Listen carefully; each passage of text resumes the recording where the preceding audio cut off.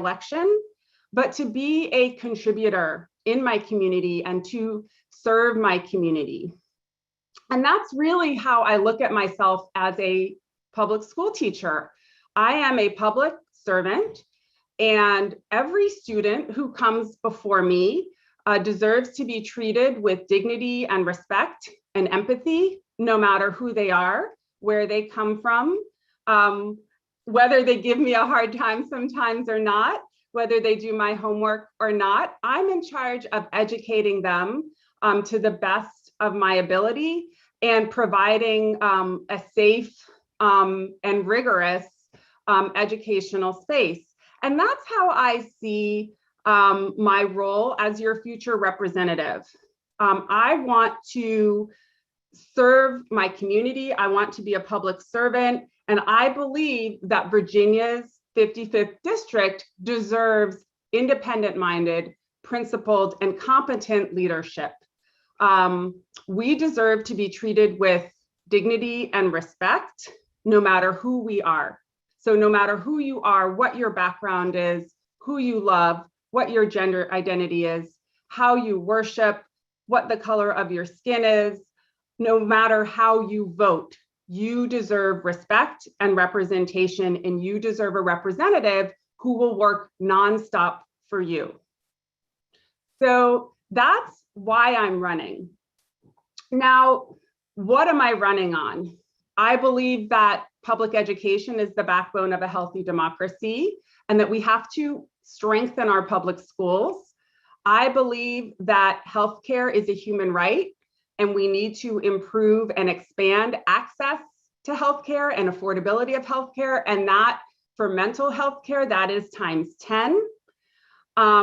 I believe that we need to conserve our rural lands and natural resources, and that we need to protect our environment and mitigate the impact of climate change for generations to come. I believe we have to protect our voting rights, and we must ensure access to the democratic process for everyone. I believe we must continue our work to fulfill civil rights for all, especially for people of color and for LGBTQ people. We're not where we need to be in ensuring justice and rights for this community. And I believe that in economic justice, that working people should be treated and compensated fairly. So that is what I'm running on. Why is this election important? This election is just as important, if not more important, than the 2017 elections. Our problems did not begin with the rise of Trump, and they did not end when he left office. We still have attacks on the future of our democracy across the country, and that will happen in Virginia if we don't work hard to maintain our Democratic majority. So how do we plan to win? We have a plan to identify and reach out to every new infrequent, low turnout voter we can and give them a reason to vote. Someone who cares about them, someone who will finally treat them with the respect and give them the representation that they deserve, and someone who will work hard to enact programs and policies that will make their lives and all of our lives better. All right, so we have between 8 and 10,000 new infrequent, low turnout voters that we want to reach, and we need your help to do that. We cannot do it alone. We can only do it if we do it together. And if we do this for my campaign, it will benefit campaigns and elections to come, right? This will help get us better Board of Supervisor candidates elected. This will help us get better state senators elected, better representation in Congress and the House of Representatives, and all the way up to the presidential elections, because that's how That's how the Republicans won in 2016, was that they had spent years engaging at the local and state level and taking over local governing boards and taking over state houses. And a big part of how Biden won this time was the local organizing in more conservative districts. So your time, your vote, your dollars, they all will contribute to the bigger picture. So what can you do to help? Yes, you can donate. You can do that on Act Blue. You can send a check. We also have some fundraisers coming up this coming Friday at 5 p.m. I believe. Ashley will correct me if I'm wrong. We have a mimosa brunch snacks for cocktail hour fundraiser at historic Shrubbery Hill at Marianne Pugh's house. That's being hosted by the Sudarts, by Marianne Pugh, by Addie Brugger, and by Tom and Claudia Hicks. I'm very grateful to them. Volunteer. We cannot reach all those voters unless we have help. And I just started canvassing this past week. It was fantastic. Those of you who have worked with me on campaigns before know I love to phone bank and canvass. We do have Thursday night phone banks. If you want to set up another time to phone bank, you can do that. We have 2 canvasses coming up. We have one Sunday at 4:30 and then Tuesday at 4:30, and Ashley will give you more information about that. Text banking is another thing we're going to do that works really well with younger people and in rural areas, and postcard campaigns. The other thing I really need folks to do is write letters to the editor, to the Richmond Times-Dispatch, to the Mechanicsville Local, to the Freelance Star, if you're so inclined or in that area. We need folks to show that they're proud to support Democrats like me in the upcoming elections, and why. So I'm going to take questions after. I'm going to turn things over to Ashley now in case she wants to give you some specific updates about upcoming events, and then both of us can take your questions. I will just say, I mean, Rachel kind of just said it all, and I put all the links in the chat, which I realize is overwhelming. I tried to put like 30 seconds between each one, but we have the link for the fundraiser. We have the links for canvassing. I did want to show off our lit, which I was telling people before is meant to draw the eye and engage low turnout voters. I would also like to point out, it is hard to see that Rachel's son is wearing a Hanover Democrats sweatshirt. So we are representing in our literature. So yeah, as many people as can canvass, you know, whatever it is that you're good at, please get in touch with me and I will find a way for you to help the campaign. So I will now turn it back over to Rachel for questions. Yes, really. I'm really good at that. I've been good at that as an activist, finding what you're good at and getting you to help me. And like Peggy made buttons for my campaign. Henry, you have a great mom. You know, I think that. And, you know, she baked for a fundraiser. So if you fill out that volunteer form, Ashley might have put it in the chat. It's also on my website under volunteer. Put what you're good at, what you want to do. And Ashley we will get creative and reach out to you.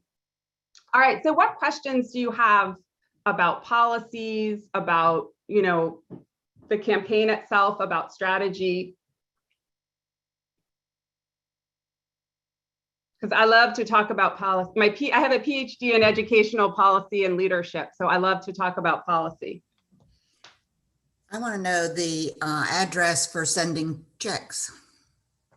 That I will put in the chat right now. Okay. And is that Pat Pace? Yes. Her son, Chris Pace, helped me get really involved in local politics. And he was, we knocked doors together for Glenn Milliken and Faye Pritchard's races back in 2015. I'll be darned. I didn't know that. Oh yes, we were with a group. He led that charge that Daniel talked about too in back in 2013, Friends of Hanover Schools. Yes. Yeah. Whenever Oh, whenever right. there are new politicians in the area, I tell them to talk to him because he knows everything. I liked that question.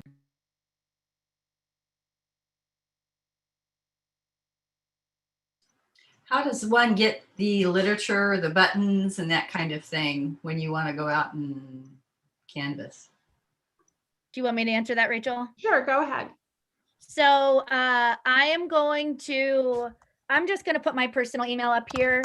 I'm going to put my ashleyhall@gmail.com. When you want to canvas. So there's a couple ways that people can do it, and I'm fine with either one. You can either say, you can join one of our canvas launches that we're going to do and, meet at a location, or you can email me and say, hey, Ashley, I want to canvas at 11 a.m. on Monday. And I will make sure that you have the literature and that you either have the number that you need to put in to do it via minivan, or, if you prefer paper, we can do it that way too. So I am completely open to people's schedules, particularly, obviously, I want to do it for everybody, but particularly for the Hanover people, because I am physically close to you. It's very easy for me to make that happen. So please, nobody hesitate to contact me about that. And I can also put my phone number. Okay, so I see two questions in the chat. One is, why do you believe low turnout voters is a winning strategy? And the next one is, wouldn't appealing to moderate voters be a better approach? So we are appealing to moderate and independent voters, moderate Democrats and independents. However, it has not been successful in the past, and I am unlikely to convince a Republican who votes for my opponent reliably in every single election or in most elections is highly unlikely to vote for me, no matter what I say. And that's going to not be a good use of my time or this campaign's resources to try to reach out to them. However, low turnout voters who vote Democratic in presidentials are likely to come out to vote if they have a good reason to vote and if they've been, if I've knocked their door. And Ashley, I don't know if you wanted to answer that question as well. Yes, please. So number one, I think that there's a little bit of a misnomer when we say low turnout Democrats. That doesn't necessarily mean all low turnout strong Democrats. It also means low turnout lean Democrats, of which there are many. As Rachel said, we're also including independents. And I have to tell you, our persuasion universe of which means what we're doing right now, our universe of low turnout people, which means they reliably vote Democrat, but they only vote in presidentials, or they only voted for certain people, whatever it is massive. It is not a small amount of people. And so when we think about the votes that normally come in for this election, which Democrats reliably about 12,000, we have double that, if not double and a half of that, of people that we can reach out to. So we have a ton of people already on there. Then I've talked about this a lot. We have the situation of no data people. No data people means that they are Democrats, possibly, but we don't know because Virginia doesn't make you pick a party, and you really only get that party if you vote in a primary. So there are lots and lots and lots and lots of people that I have done extensive research through census, through other data, that are very likely to be Democratic, but they don't have that D next to their name in Van. So we are targeting those people also. And then last, we've talked about this before, there is a group called Secure Progress that we are working with that is going to target people that have just moved into the area that they believe are Democratic voters, and they have the information of where these people used to live, and they use very concrete data to pinpoint the Democratic voters and send them an application. And what is very important, and I just discussed this with them, is they run the information up until the last day that they send those things out. So all those new houses in Ashland that are literally, the lights are turning on as we speak. I see people moving in as I drive in.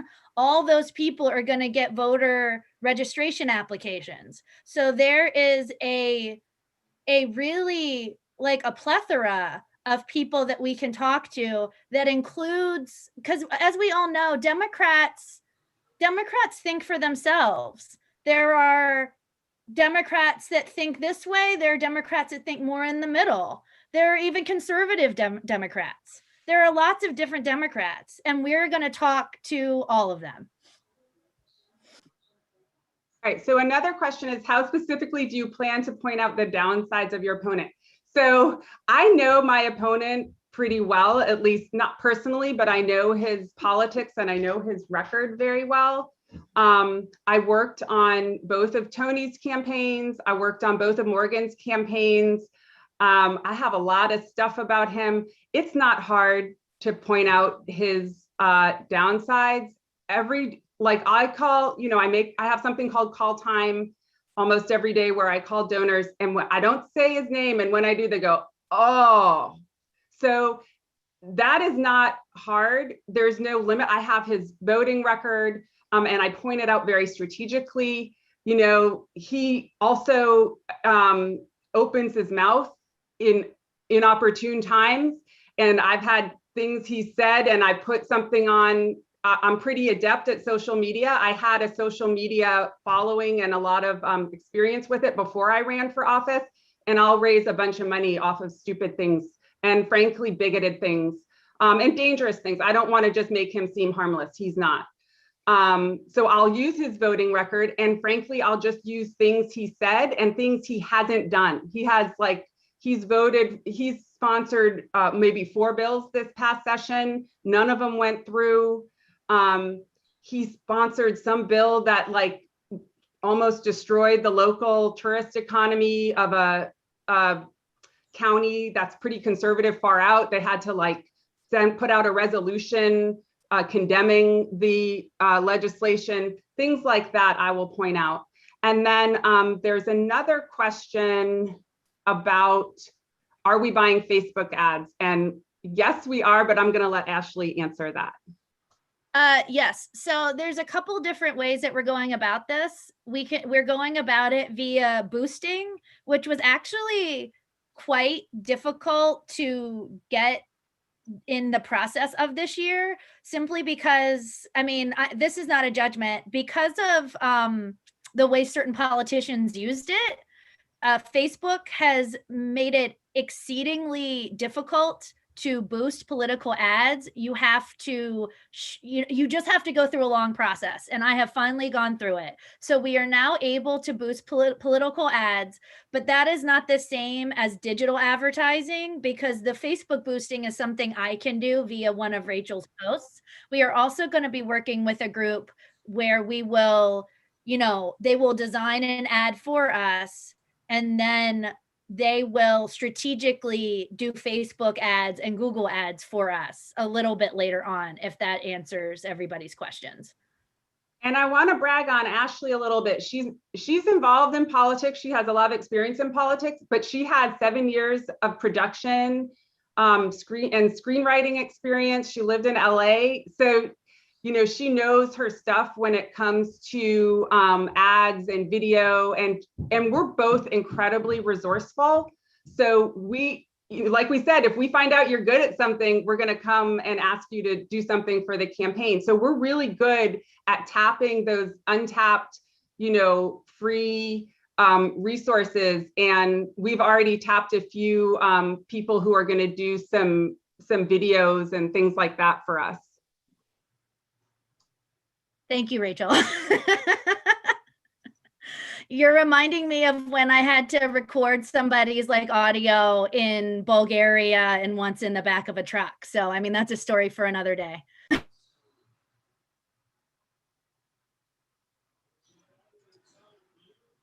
Anybody else?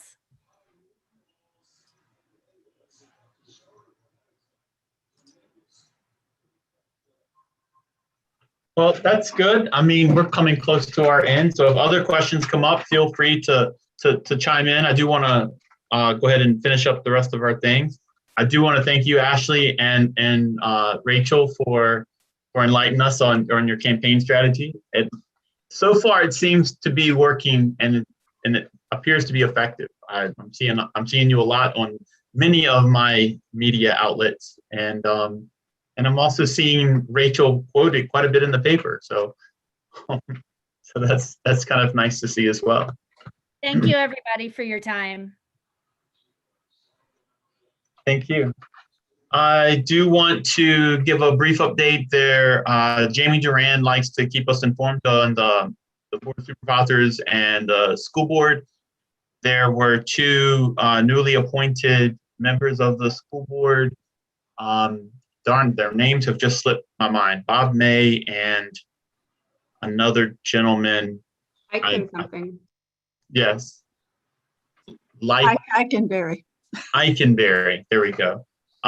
We still have Ola Hawkins as our Ashland district rep, and there's some talk that she might be up to be the chairperson. So if that's something you'd like to support, please reach out to the school board and give your opinions on that. Also, Jamie's looking to get the school board to be elected, and so he's still working on the petitions.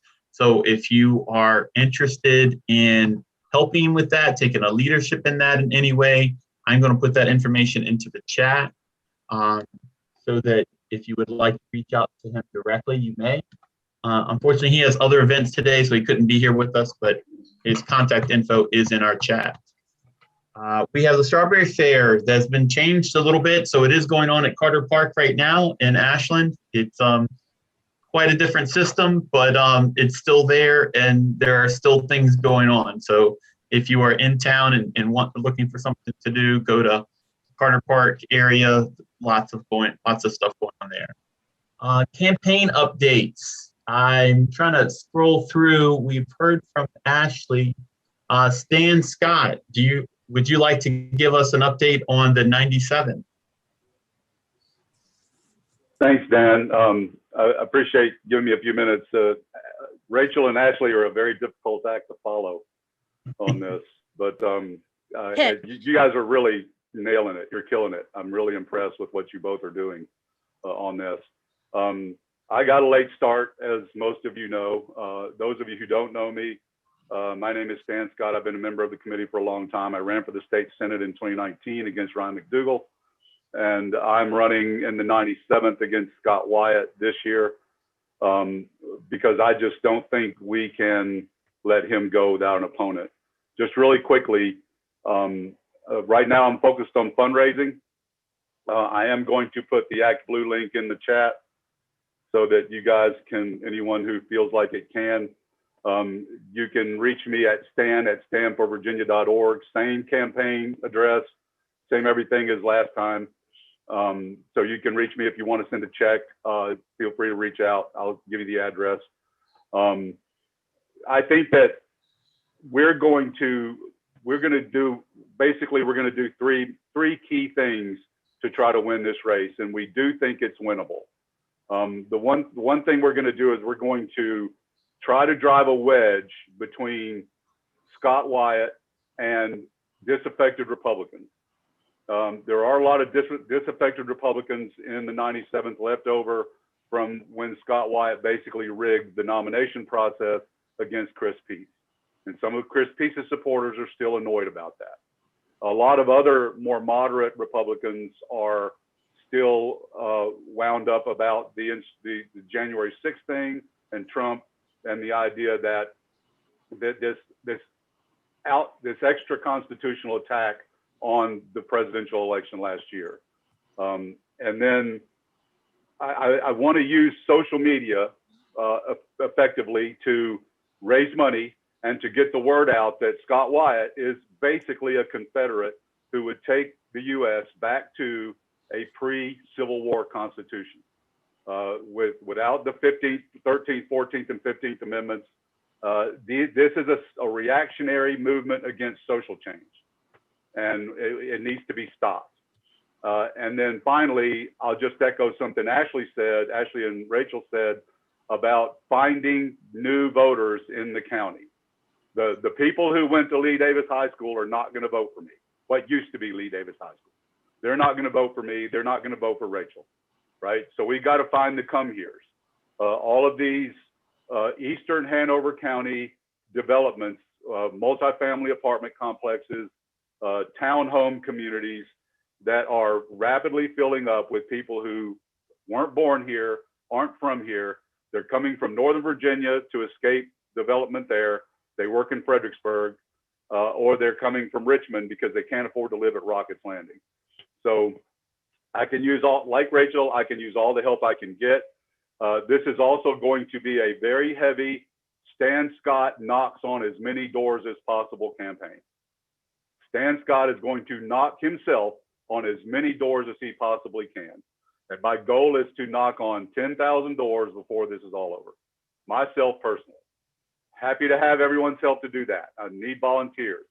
I'm going to focus on Eastern Hanover County because that's where the votes are. But I've got a lot of support in King William and New Kent as well. So I'll be spending some time out there next week.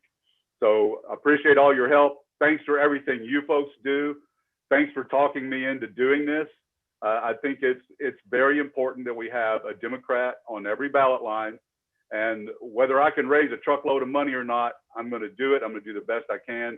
And we think that veteran for delegate, that a middle-aged white guy who's a retired Army combat soldier has a chance to win in this district if we can motivate some of these folks who, like Ashley says, don't vote, haven't voted in the past, or are disaffected with the Republican Party in general and Scott Wyatt in particular.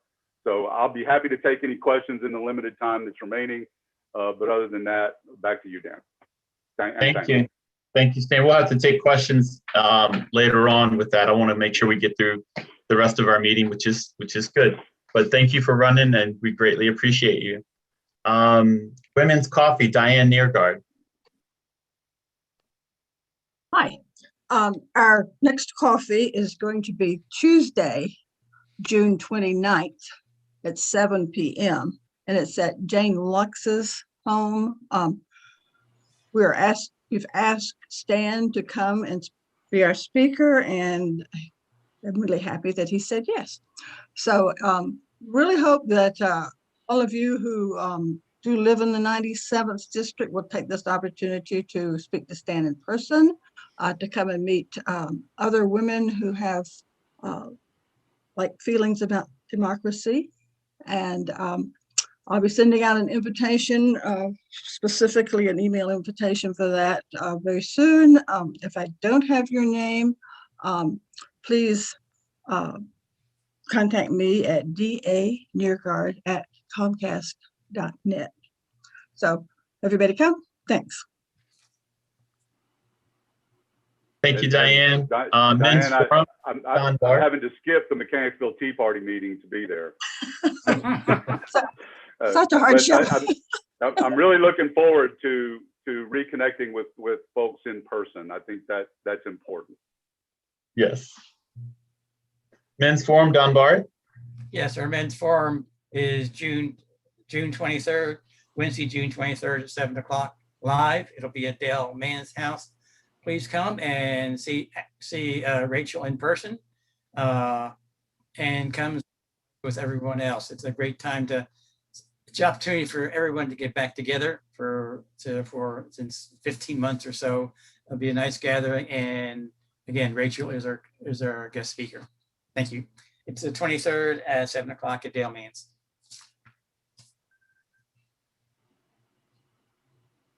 Thank you. And I don't have any new members to vote in, but I did want to take executive privilege just to mention briefly my 2 cents piece on critical race theory and its prominence right now in the news media.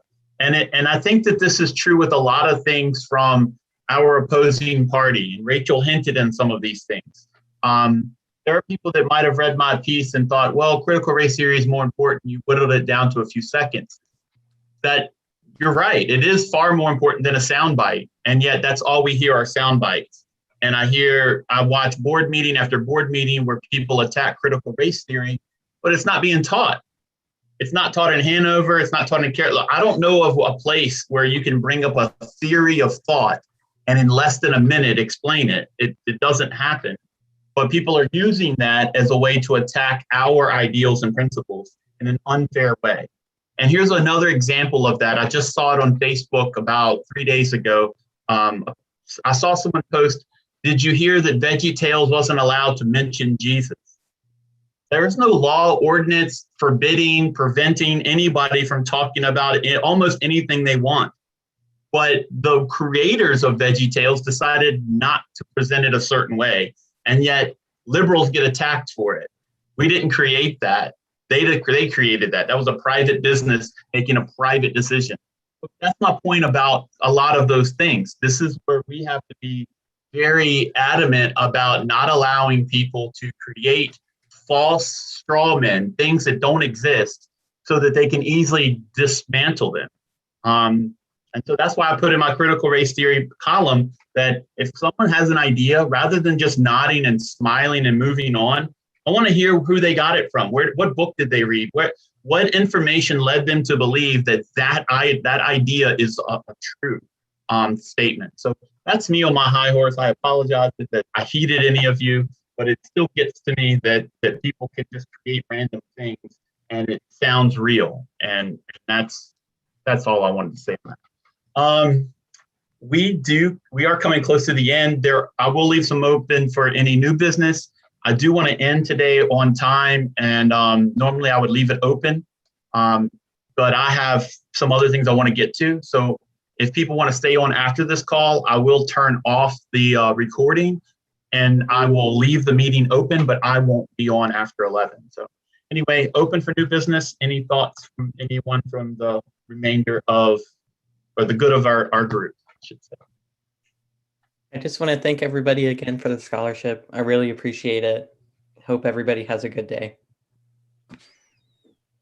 Congratulations, Henry. Thank you, Henry. Thank Thank you, you. Henry. I just wanted to point out that Henry was part of when I say short-lived, I don't mean this in a negative way. He was part of that time where we had the Hanover Young Dems that Peyton ran. He came when he couldn't drive himself. He is so engaged.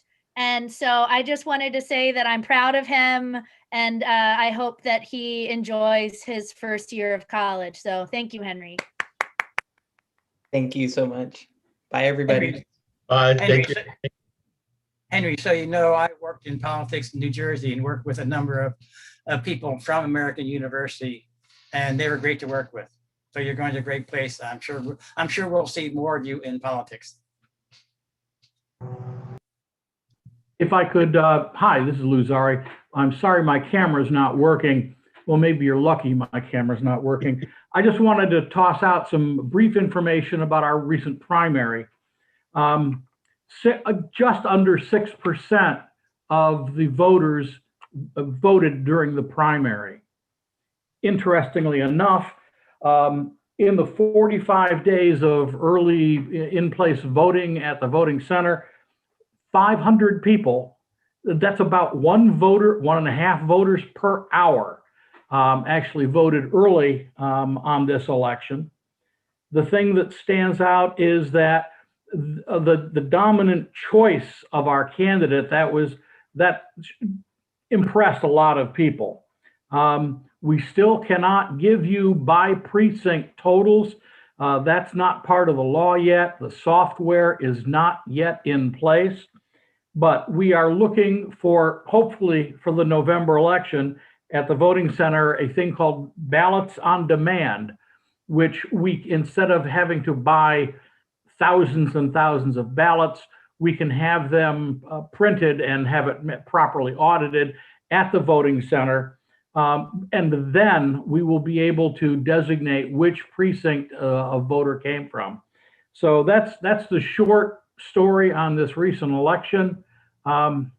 It was very clean. I'm really impressed with the candidates. There was a lot of fundamental reaching out. Now this is, no, actually, I'm going to hold this for when you stop recording. It's a rumor. Okay, I will talk to you guys after the meeting is over. Thank you. Lou,